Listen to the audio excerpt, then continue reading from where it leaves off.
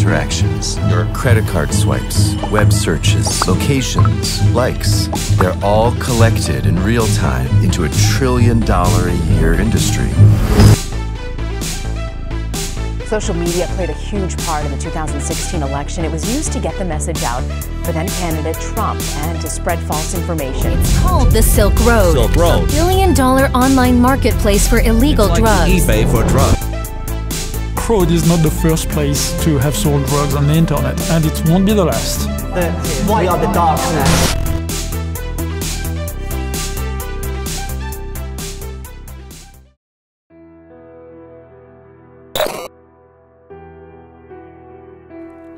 Sosial media telah menjadi kebutuhan bagi semua orang di dunia ini. Sosial media membentuk kita ke dalam sebuah kelompok masyarakat berbasis internet yang dengan mudahnya melakukan pertukaran informasi secara cepat hanya dalam hitungan detik. Sosial media mulai berkembang pada awal tahun 2000-an. Pada tahun 2002, muncul sebuah platform bernama Friendster yang menjadi cikal bakal mendunianya sosial media. 2 tahun setelahnya, Facebook diluncurkan untuk pertama kalinya, dan hanya dalam waktu kurang dari 1 dekade, Facebook telah memiliki lebih dari 1 miliar pengguna. Tren ini terus berkembang hingga muncul berbagai platform sosial media lainnya, seperti LinkedIn, MySpace, Twitter, dan Instagram. Lebih jauh lagi, muncul berbagai forum online seperti Kaskus, IDFL, dan lain sebagainya.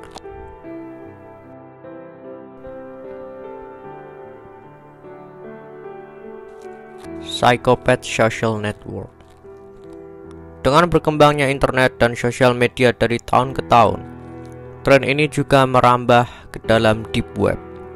Pada pertengahan tahun 2017, muncul sebuah situs bernama Psychopath Social Network atau jejaring sosial psikopat.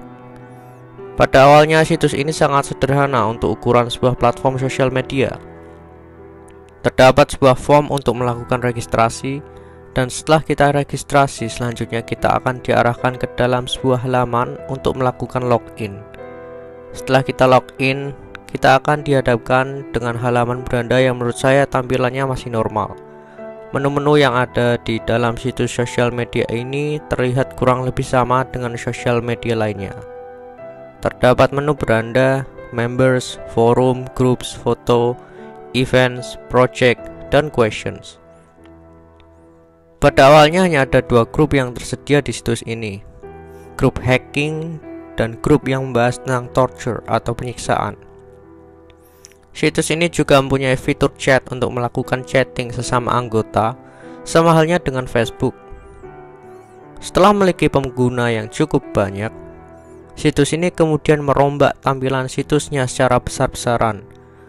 Dimulai dengan berubahnya warna dominan pada situs ini, yang awalnya berwarna putih sekarang berubah menjadi hitam. Tampilan halaman loginnya juga berubah dengan tambahan berbagai gambar mengerikan yang menggambarkan penyiksaan. Sayangnya, saya kehilangan gambar dokumentasi tampilan halaman loginnya, dan berdasarkan ingatan saya terdapat sebuah pesan berbunyi, situs ini didedikasikan untuk orang-orang dengan kebutuhan ADHD atau Attention Deficit Hyperactivity Disorder, dan juga orang-orang bermental kacau. Perubahan signifikan lainnya yang terjadi di situs ini adalah bertambahnya kategori di dalam menu grup. Seperti yang saya sebutkan sebelumnya, hanya ada 2 grup yang tersedia, namun sekarang bertambah menjadi 8 grup kategori. Dan beberapa kategori itu benar-benar tidak bisa diterima oleh akal sehat manusia normal. Hingga awal 2019, situs ini telah memiliki lebih dari 4.000 member di dalamnya.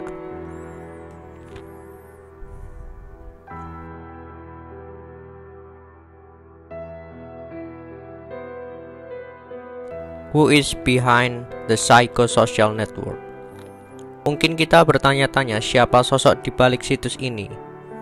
Dari pengamatan yang saya lakukan, terdapat sebuah akun dengan username Psychon37 memiliki label administrator di tampilan akunnya.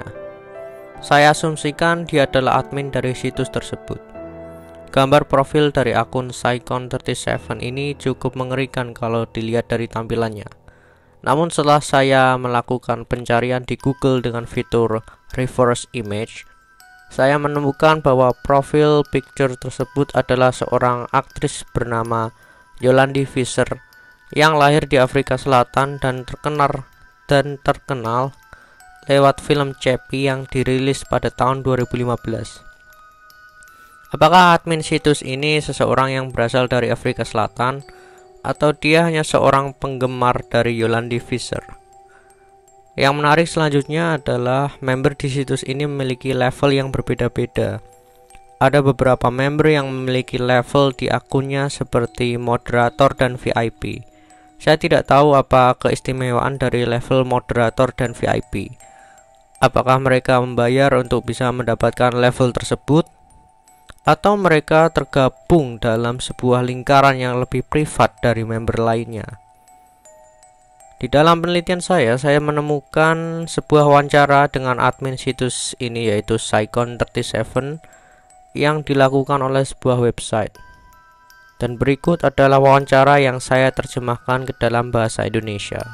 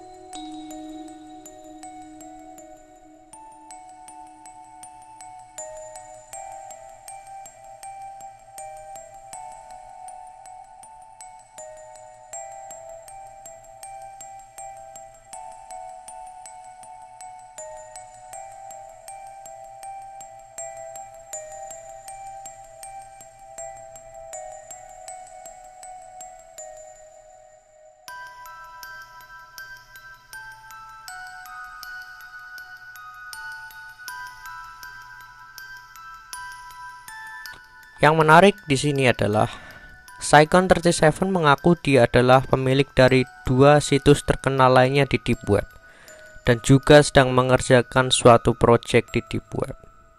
Cukup menarik.